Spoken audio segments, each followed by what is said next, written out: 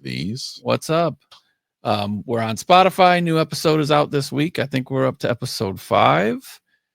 Check that out. It's on Spotify with video. It all starts here on YouTube, youtube.com/@ American Anomalies Pod. I've been giving out the wrong address. I've been saying podcast, but it's American Anomalies Pod is the handle on YouTube. So get over there and check that out. Subscribe, like, share it out with your friends. Be sure to comment on these things. Anywhere that you see or hear us, you can comment and just let us know tales, urban legends, stories, lore that you'd like to hear about, that you'd want us to dig a little deeper into. And we will do that in future episodes for you. Yep. We're also looking at doing some Discord where you can talk with us in some of our sessions. And we're going to be doing some live streams, but our live streams aren't necessarily going to be episode recordings. They're going to be sort of, what would you call it? Like a rap session about stuff we've already been talking about, where people can ask us about them or expound on them a little more, or just rap with us about something going on in the news, different things like that. Right. A little more loose, Yep. A little less put together, I guess is the best way to put it.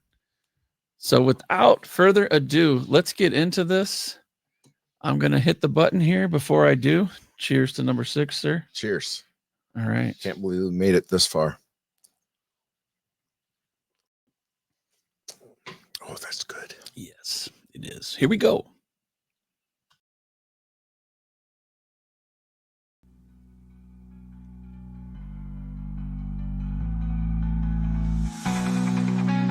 You're listening to the American Anomalies Podcast with Jeff Hill and Brett Morton.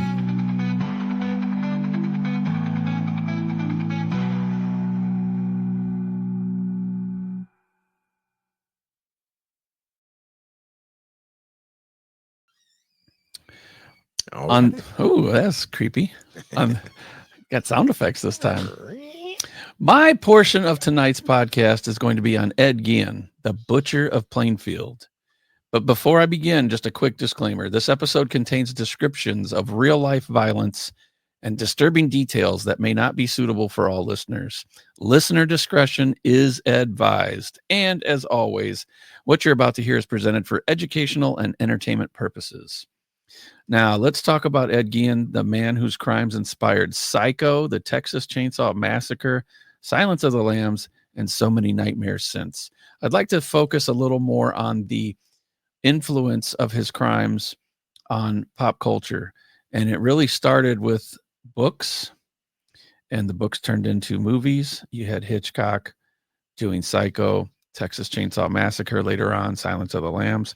All of these had influence taken directly from the stories of the true crimes committed by this evil, sick, twisted monster known as Ed Gein, the man behind the monster. In 1957, the sleepy farming town of Plainfield, Wisconsin was the kind of place where doors stayed unlocked and neighbors waved as they passed on dusty back roads. That peace shattered when Bernice Warden vanished from her hardware store on November 16th. Police followed a simple trail, a receipt with Ed Gein's name on it.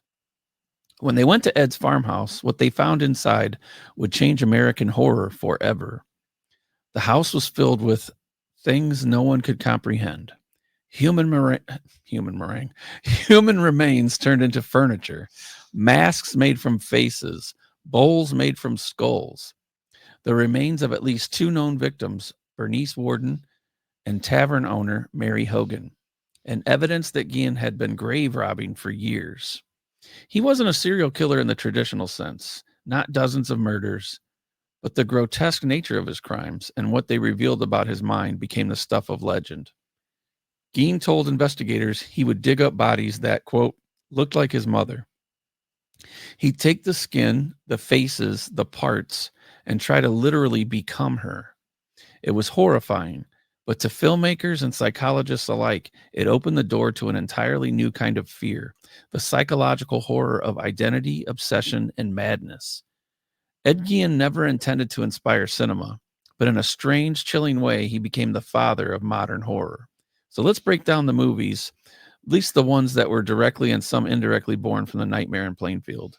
Let's take a look in 1960 at Psycho. First came Alfred Hitchcock's Psycho. Robert Bloch, the author of the original novel, lived just 40 miles from Plainfield. When the Gein case broke, he realized how similar his fictional killer, Norman Bates, was to the real-life loner obsessed with his dead mother. In Psycho, Norman preserves his mother's corpse and speaks to her as though she's still alive, a direct reflection of Gein's relationship with his mother. Augusta Gein was dominating, religiously fanatical, and emotionally abusive, shaping Ed into a man both terrified and fascinated by women. Psycho distilled those themes into cinematic perfection. Hitchcock turned the world's attention to the horror of the human mind and the monster hiding in plain sight. Now let's bump it up to 1974, the Texas Chainsaw Massacre.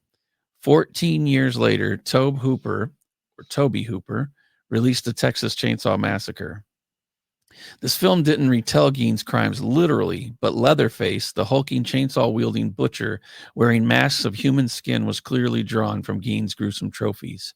Hooper once said he was inspired by the idea of, quote, a family of Ed Geins. The furniture made from bones, the skin masks, even the idea of cannibalistic horror, all trace back to that lonely farmhouse in Wisconsin. What Chainsaw did was take the isolated terror of Gein's crimes and explode it into a nightmare of rural Americana, a place where horror isn't just psychological, but physical, chaotic, and unstoppable. Now let's go to 1991, Silence of the Lambs. Buffalo Bill, the killer who skins his victims to make, quote, a woman suit, was inspired by multiple real killers, but Ed Gein was the core. That idea of transformation, of wanting to wear another's skin to change identity, came directly from Gein's admitted behavior. And like Gein, Buffalo Bill wasn't a villain driven by greed or rage, but by a warped longing to become someone else. Also in 1974, back in 1974, was a film called Deranged. It's a lesser known but much more direct retelling. It was released the same year as Texas Chainsaw Massacre, but it tells Ed Gein's story under the name of Ezra Cobb, and it's disturbingly faithful, from the grave robbing to the furniture made of flesh. Unlike the more stylized films, Deranged leaned heavily into realism, making it arguably the most accurate depiction of what happened in Plainfield. Some other films and cultural echoes. There's Ed Gein from 2000, Ed Gein, the Butcher of Plainfield, 2007. Both attempting to capture the man himself rather than his fictional shadows. But beyond that, American Horror Story Asylum, House of a Thousand Corpses, Psycho 2, dozens of other horror films and shows borrow imagery or psychology from Gein's crimes. So whenever you see a killer who collects skin, a mother-obsessed recluse, or a house of horrors, Ed Gein's shadow is there. The psychology and impact of Gein kind of goes like this. He was declared legally insane and spent the rest of his life in a mental institution. He died in 1984. But before I move on, I'd also like to mention a lot of the imagery about skin and bones and things being made out of them. He had a friend who would give him photos and give him these sort of twisted comics when he was young, and he was heavily influenced by it. And it was like he was indoctrinated the way that his mother would pound into him Bible verses and that women were evil and sick and all this other stuff. And his dad was an alcoholic and had all this abusive things going on. He was a pretty tortured soul. And I can't say that that would excuse his crimes. Yeah. But it's a lot of what went into it, a lot of things that were going on in his life as a young person. And he wasn't exactly mentally fit either. So he was highly repressed and highly suggestive, could be suggested, behaviors and things. Mm-hmm. What he represented was that blend of isolation, religious repression, and delusional attachment. It became a cautionary tale about the dark corners of the human mind, and it also blurred the line between true crime and horror. Before Gein, most horror was about monsters like vampires, mummies, creatures from beyond. But after Gein, horror became human. The idea that your neighbor could be the monster changed everything. And it really is true. Like, he was a sort of a, nondescript, a normal, average, everyday looking guy. He didn't look necessarily unkempt or unclean. He worked on a farm, hung out with his brother. They'd see him in church and around town and following his mom around.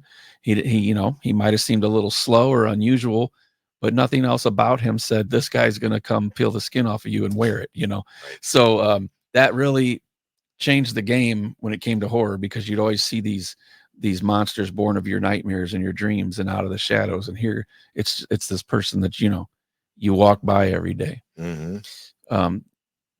But the small town of Plainfield, Wisconsin can never forget, and it can never fully recover.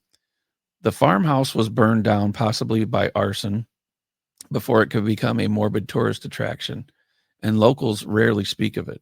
But the legend remains. Every Halloween, every horror movie marathon, Ed Gein's story resurfaces, not out of admiration, but more of fascination. It's the ultimate reminder that sometimes the scariest stories don't come from fiction. They come from the middle of nowhere. So the next time you see Norman Bates behind that motel desk, or Leatherface revving his saw, or Buffalo Bill dancing in that basement mirror, remember that all of them trace back to one quiet, broken man in Wisconsin, Ed Gein, the butcher of Plainfield. He didn't just kill his victims, he reshaped horror forever. No. If you enjoyed this, please follow, rate, and share the show. We will continue diving into other cases where truth becomes stranger and darker than fiction. And until then, lock your doors. That is my Ed Gein story. It's a good one. Yeah. It's like I was researching the stuff, and rather than go into all the gory details of his case, it was like, how did the things he did, like, I didn't realize how much stuff was influenced just by what he did, because they consider him a serial killer. But I know there's different things that go into considering someone a serial killer. Right. He didn't travel. He just went down the street and pulled bodies out of the ground and then killed. He only, killed two people. So it was kind of weird. And then, with his mother dying and stuff, it was like, I don't understand how people didn't know she was dead. Yeah. It was really weird, because it was in a more, relatively speaking terms, modern. Mm-hmm. They caught him in the 50s. They said that this went on for about 10 years, 47 to 57. So I feel like we're getting into more modern times, more modern methods and things. So obviously I don't think we were finding serial killers just yet, but I feel like you'd think something's not right about that boy. There's an awful smell coming from that property. Yeah. So it was, but it was it was like an interesting branch of this whole story to see how things changed. Like they're doing the show about this, and the actor portraying Hitchcock, there's a part where he says, I've changed the way people watch movies, and now they're never going to go back. Mm-hmm. People at that time were freaking out, leaving the theater, getting physically ill. They had never seen anything like Psycho before, and it was based on the book, which was about a fictional situation that was very similar to this real situation. And when they put it all together, they came out with this horror masterpiece, classic film that not only made people's careers, but ruined their careers, because the main actor, Anthony, was it Daniels? No, I can't remember his name. He couldn't go do anything else because they thought he was Norman Bates. Uh-huh. But everybody else in the film could go do stuff because they were all victims, Right. And he really had a terrible time of continuing his career, and Hitchcock as well. He did this such a dramatic turn in such an artful way that people didn't want to see the mystery of it anymore. They wanted to see the guy come alive and come out of the shadows and do these things, So it was a different way of watching, and it just turned into this sort of fascinating new way of watching film and things. Yeah, a whole new genre. So almost, I guess, if you think about it, thinking about society at the time, it was almost like seeing this stuff really happen, because that wasn't going on in films. You might see a fictional character take the life of another fictional character, but in this type of storytelling, like, oh my gosh, did that guy just do that for real? Did they really film that? So yeah, it was just a game changer Only way I can say it. But yeah, Ed Gein died in a mental institution in 1984. I was surprised to learn that he even made it that long. Yeah. And if you want to look him up, just Google him. He's a clean cut guy. He looked very normal until you knew those things about him. And then the eerie grin he had would really pierce your soul and freak you out. Yeah, I can see that about him. Yeah, for sure. All right. And what do I have on tap for today? First of all, I'm going to read this little disclaimer here, and we'll get that out of the way as our legal team has advised us to do.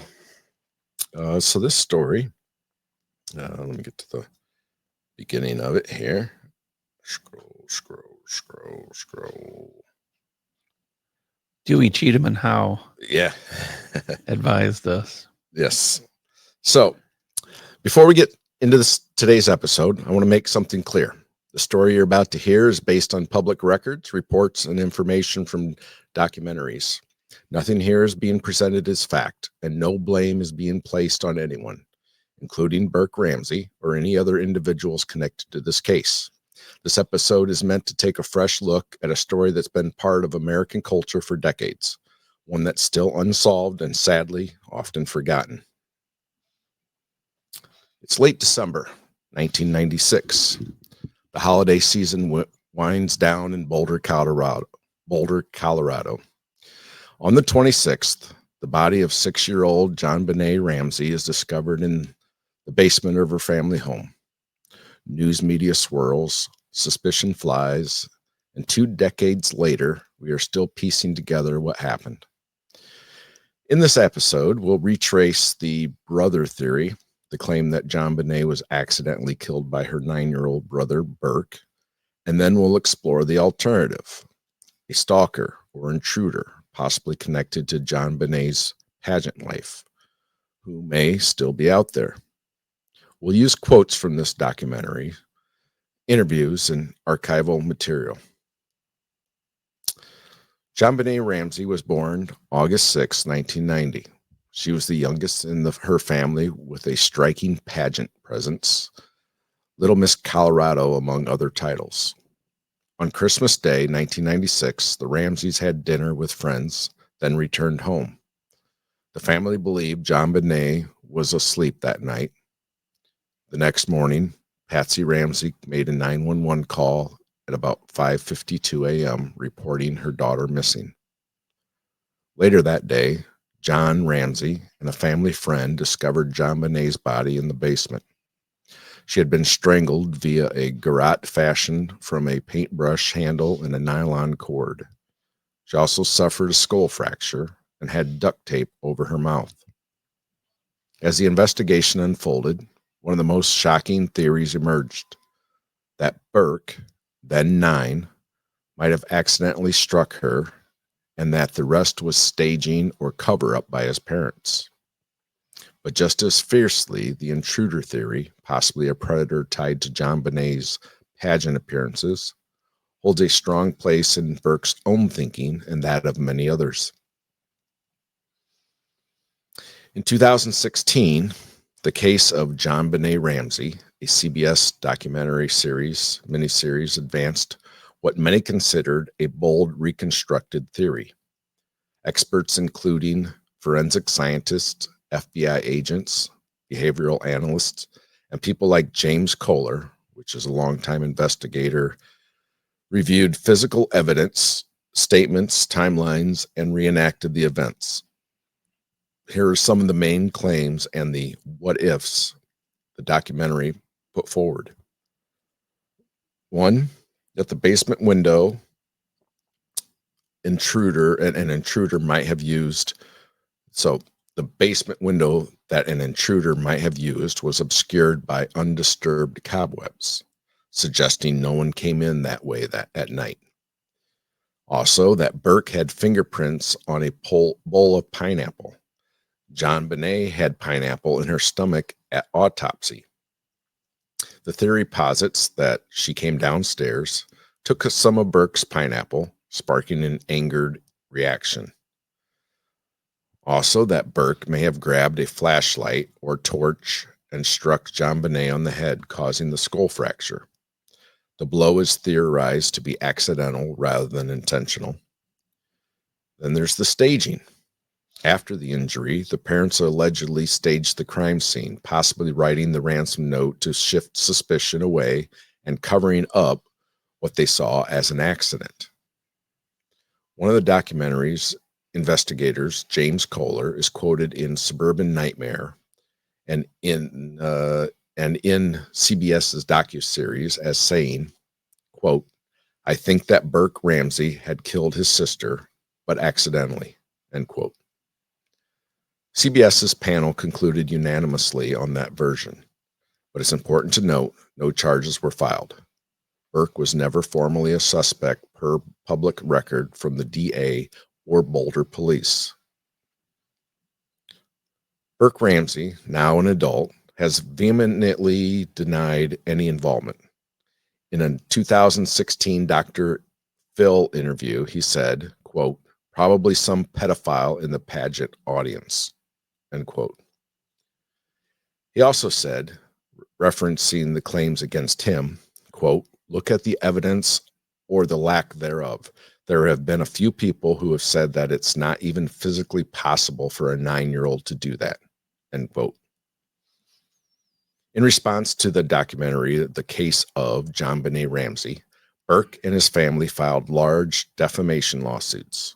The family's attorneys argue that the claims are based on speculation, reinterpretation, and ambiguous evidence, and misrepresentation of facts. John Andrew Ramsey, his older half-brother, has also spoken out. In a 2024 Netflix docuseries, Cold Case, Who Killed JonBenet Ramsey, he said of Burke, quote, "It's just simply not fair to him. You look back at pictures of 9-year-old Burke, it's just absolutely absurd to think, oh yeah, he could have killed his sister and delivered this level of violence," end quote. Also, legally, in 2008, the Boulder District Attorney Mary Lacey officially declared the Ramsey family cleared based on DNA evidence. The male DNA found on JonBenet's clothing did not match any family member. While the brother theory has dominated much media space, another theory, one that Burke himself has endorsed, is the intruder/pageant stalker theory. Let's dig into what we know and what points in its favor. What Burke says. Burke has stated several times that he believes a sexual predator, one who has seen JonBenet in a pageant, is the likely culprit. In his Dr. Phil interview, he said, quote, "It was probably some pedophile in the pageant audience who saw her at one of the pageants," end quote. He said this after denying that he or his parents had anything to do with the death. So, some supporting evidence or observations. An unidentified male DNA was discovered in the testing of JonBenet's clothing, and that revealed that DNA belonged to an unknown male. It did not match any family member. This is a strong piece of physical evidence pointing outward. Then there's the broken basement window and footprint. There was a broken basement window in the house, which at times was argued could have been a point of entry for an intruder. Also, an unidentified footprint was found near JonBenet's body. And we have the behavior of the alleged suspects. Among possible suspects is John Mark Carr, who confessed in 2006 to abducting and murdering her, but his confession was later ruled unreliable. His DNA did not match the DNA found at the scene. Nevertheless, his awareness of obscure details in the case raised questions. And we have the weaknesses and issues with the theory. So there's the concrete physical evidence tying an outside person to the crime that has been elusive. While DNA is from an unknown male, no match has been made. Then there's the broken window. Some argue it may have been broken earlier, or was not large enough or in the right condition to be a credible means of entry or exit at night. And the cobweb argument, later used in the brother theory, suggests it may have not been used in the night of the crime, but interpretations vary. No identified stalker with verifiable alibi breaches. Candidates like Carr did not hold up under forensic scrutiny. Others remain speculative. So then the additions or allegations of the pageant community and the clues thereof. The idea of someone from the pageant world being involved has been floated not just by Burke, but in media and investigative reporting.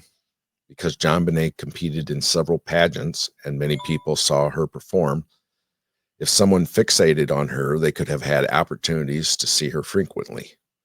In the People magazine profile under possible suspects, the investigation considers people like Randy Simons, which is a pageant photographer, among others with pageant connections. But again, there's no definitive proof. Where do things stand as of now? In 2024, the Netflix docuseries Cold Case, Who Killed JonBenet Ramsey, revisited many of the same clues, re-interviewed participants, and highlighted investigative missteps. DNA technology continues to improve. Familial DNA and genealogical DNA tools may help if preserved evidence is viable. There's audio forensics. There's an ongoing debate about those extra seconds in Patsy's 911 call. There's ongoing debate about those extra seconds in Patsy's 911 call, voices and background noises. If those recordings can be analyzed with newer tools, perhaps more clarity can be gained. Witnesses or new or overlooked evidence. Pageant photos, video footage, crowd shots. If someone in JonBenet's pageant circuit was obsessed, as Burke suggests, they might have appeared repeatedly in photos or videos possibly unrecognized. So, it's still unsolved today. We're no closer to finding who committed this crime. And going on 20 years. I don't know if there's a real cry from the public to have more answers, or if more answers are even possible at the moment. It sounds like maybe there was also some missteps in the handling of the case very early on. And so some of that evidence may be corrupted. Yeah. Some of it may not still be viable. Who knows? But all we know is poor JonBenet met an untimely, gruesome death, and nobody's been brought to justice yet. Yeah, there was, early on, there was a lot of missteps, and I've watched quite a few documentaries on this myself. And you see the new documentary, and you think about when we talk about crimes in the past, and we say, man, they didn't have any technology in that year, but then within 10, 20 years. Mm-hmm. Or it was a really good investigation and they thought they had him, and then 10 years later they had this new method, and wow, we had the wrong guy the whole time, type of thing. You look at a lot of the photos of the crime scene and stuff, and you see how put together the family seemed, and they had a nice big home and lived in a nice area. And then they show pictures of the basement, and you're like, my God, it looked like a cave. It looked like just stuff just strewn everywhere. Was there a struggle? No, it was just shit everywhere. It was like who, but I feel like the mom was so sort of honed in on putting her daughter together and putting her out in these pageants and stuff, that their time wasn't concerned with those things. Their time was concerned with it's a basement, rehearsing. And it wasn't like I guess I should say that too. It wasn't like a finished basement where you should have a gym room and a place to play cards and games or whatever. It was like just a regular basement, storage more or less, but it was pretty messy. But the dad was a businessman, never around, working a lot of hours trying to run his company, and the mom spending the rest of the time putting together pageant routines, taking the girl to school, to dance class, to speak, public speaking stuff, to singing practice, all these lessons probably all over the place. Then you're chasing the boys, half brother. Then she had her with him. So it's a blended family. You're running these kids all over. So Mhm. my thoughts on this from when I was younger, seeing what was set before us in the news, obviously is filtered through that lens. We don't have a lot of control over that. We're only given what we're given. Right. They don't necessarily want to show you all the botched parts of it. DNA, even 20 years ago, was talked about and used, but nowhere near the level of detail they can get to now. Mhm. And so coming through these documentaries and taking in the information, going from the beginning, the stranger theory seemed pretty strong, but people would show you something doubtful. Well, there wasn't cobwebs in the window, weren't disturbed, and all this other stuff. Right. Okay, but you don't necessarily know more detail there. Mhm. Another window, perhaps we're talking about the wrong window. Could have been a back door and you're calling it a window. Could have been a lot of different variables there. Then you come forward and you have this later documentary where they say the theories of, well, she had pineapple in her stomach and she had argued with her older brother. Mhm. Then they looked into his psychological makeup as a young boy, and they said that he was defecating in her bed and defecating on the floor on her things. And that was sort of a sociopathic um, um, beginning of a sociopathic adult would start with things like this. Right. And we don't even know if that's factual or true. It's just something someone's presenting, saying this is what Right. we found in research. Right. He was doing these things. He was marking his territory. And then they argued about pineapple, and he whacked her on the head with this heavy Maglite flashlight, and it was consistent with her wound on her head. And it just so happened that he hit her in the perfect spot that would unfortunately end her life. And it was accidental. And hey, come on, wake up, mom, dad, I don't know what happened. What did you do? I hit her. It was an accident. Oh my God. Big cover up. Mom's going to write the letter. Dad's going to make the phone call.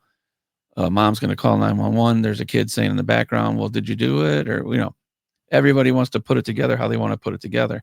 And that's not for me to say one way or the other. So I listen to these theories and I think, wow, that's pretty strong. Mhm. The stranger thing, the brother thing.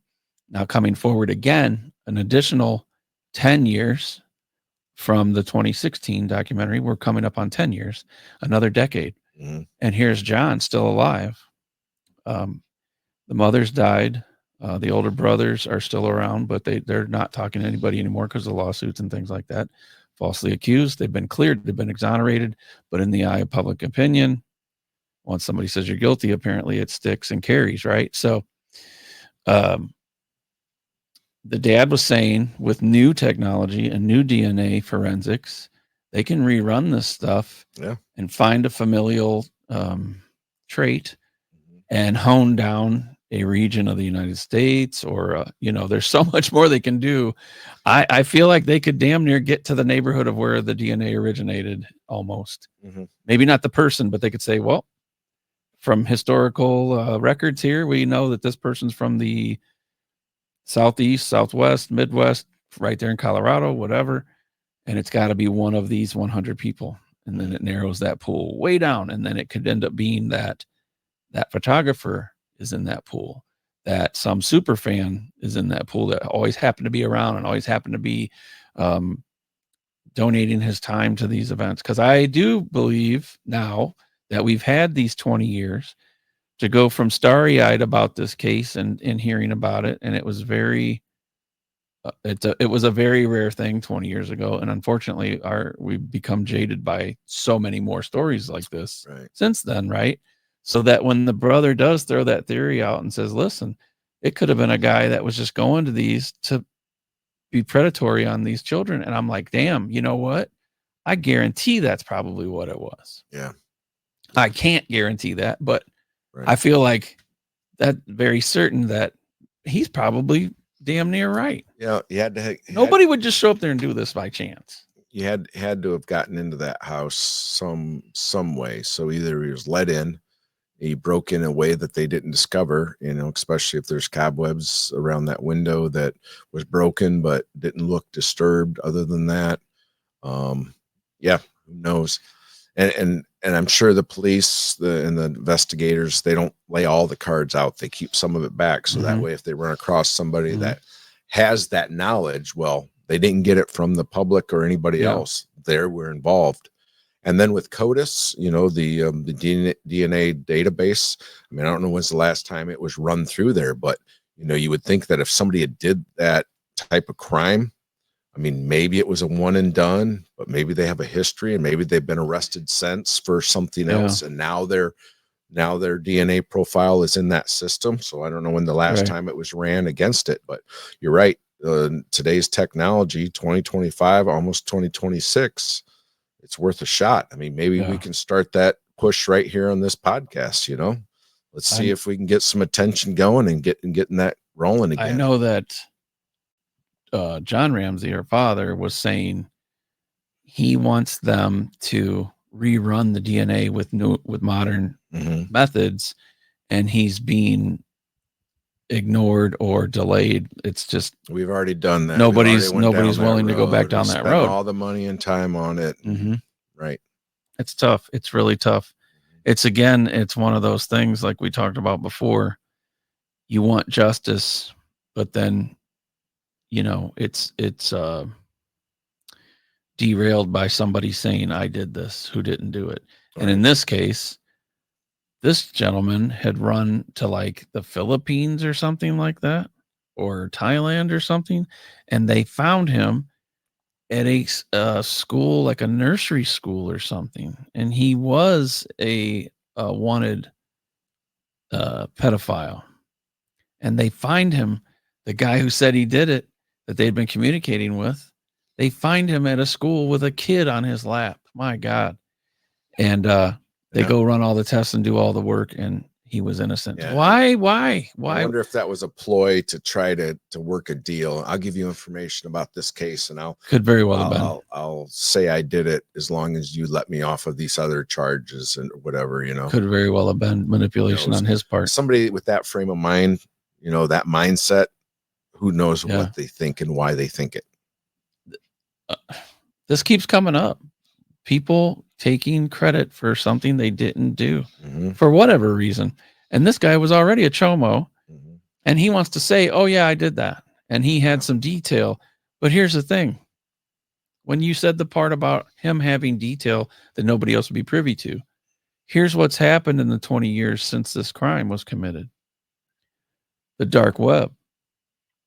It's stated over and over. I've talked to detectives who have worked in the children's division, crimes against children division, and they have said these guys will get in these groups on the dark web and they will brag, they will trade stories, they will tell intimate details of things that they've fantasized, done, or know of.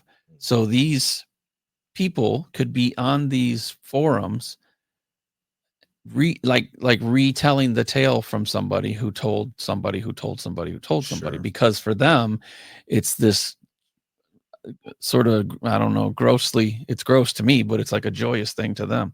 Like if you and I talk about a football game, to brag about it, it's that feeling for them. I can't get myself in line with that ever, especially being a father of a daughter, and you being a grandfather of a girl, and and you have a sister, and I have a sister. It's like, I don't want nothing to do with those types of thoughts, but there's people out there who I think that sort of perpetuates this stuff.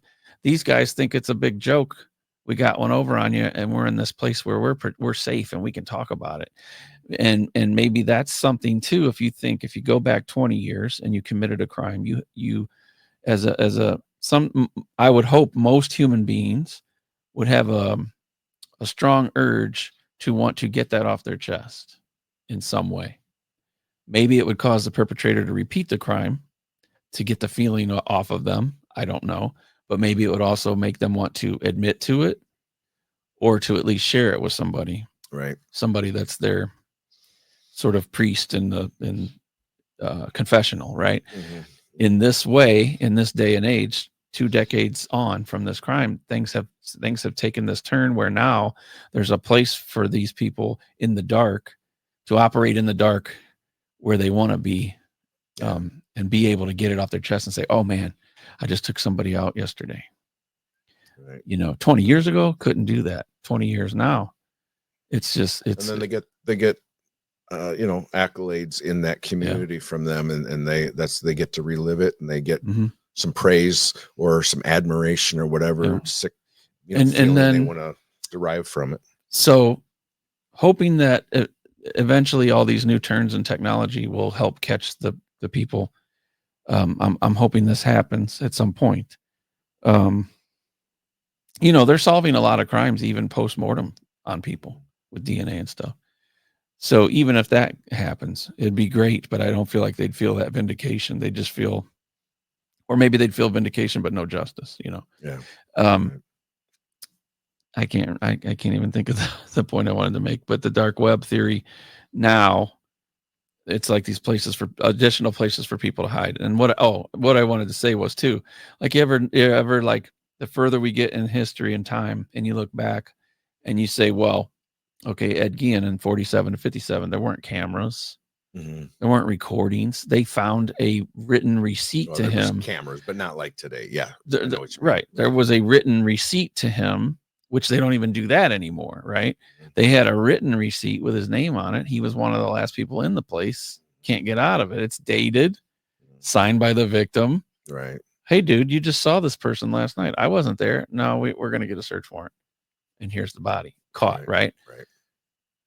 Flash forward now. Let's go before we get to now. So 20 years ago, there were cameras, but not everywhere. Only some people were spending the money to put them in, and some places were not. Now come forward again, that technology is a lot cheaper, a lot easier to get a hold of, a lot easier to self-install and use to monitor your business, your home, your property, your travel, everything, right? Travel. And so now you see a lot of crimes. The detectives, police working on the case will go into that neighborhood and they'll do a sweep of every property. They'll get footage from every property and they can put it together almost like a real-time movie. Mm-hmm. Oh, there's where he walked in. There's where we see the flash, the bang. Here's where he gets back in the car, drives by this house, this house, this house. And it's like they put it all together and there they go. And then the flock cameras. And then done. Done. I mean, people caught. Recording, So 20 years from now, I think it'll be even deeper because it'll be this artificial intelligence filling in those little blinks and those little corners that you can get out of shot of the camera. The AI will be able to fill that in and you'll have and the precogs, right? Well, don't forget them. They're in a room somewhere tied to the machines. But I do empathize with John Ramsey after seeing this latest documentary that, he would like to have the DNA scans done with more modern methodology. I think that would, and I don't know, maybe that's skirting some kind of privacy laws because, you know what I mean? Like, I don't know, but we need an answer to what happened. And he's not going to rest till he's gone. Well, with the Ancestry or 23andMe, I mean, if you've checked the box where you're allowing them to use that, to solve cases, they can certainly narrow down, like you say, that family tree and even get a certain percentage match and go, okay, well, it's got to be somebody from this family line then, Right. And maybe that would lead directly back to some people who were around who had the opportunity, who had the motive, who was in that proximity. So, yeah, for sure. So I it's heading towards Halloween season. So go watch those horror movies and think about Ed Gein, but also think about also think about the fact of things that we're looking into nowadays that we didn't back then were mental illness, abuse in other ways than physical, and how it can affect the young mind as it's maturing and growing, and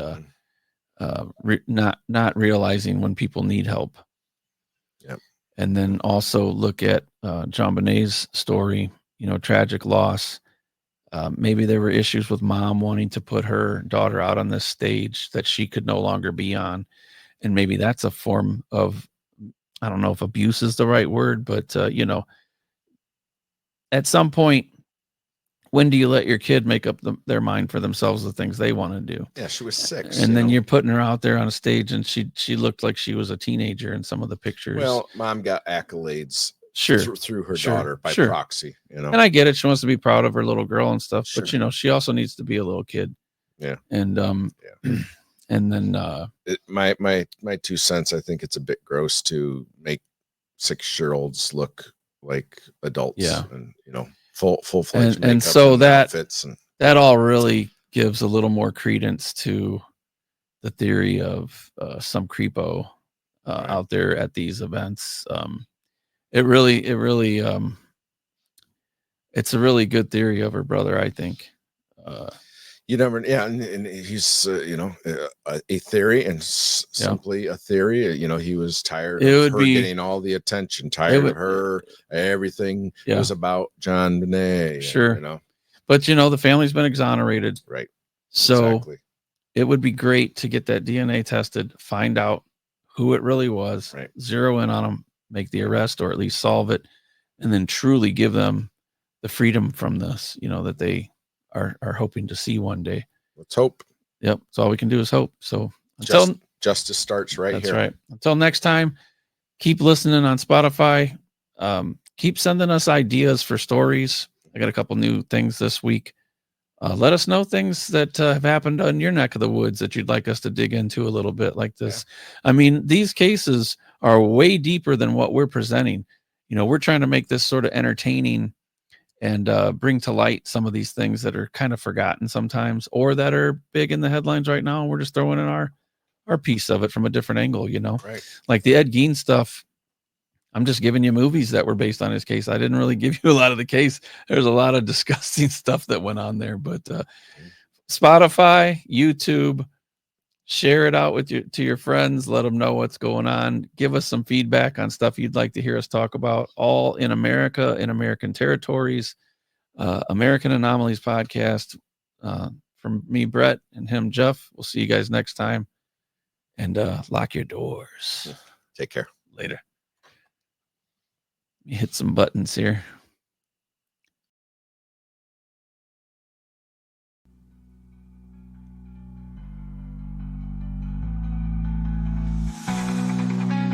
You're listening to the American Anomalies podcast with Jeff Hill and Brett Morton.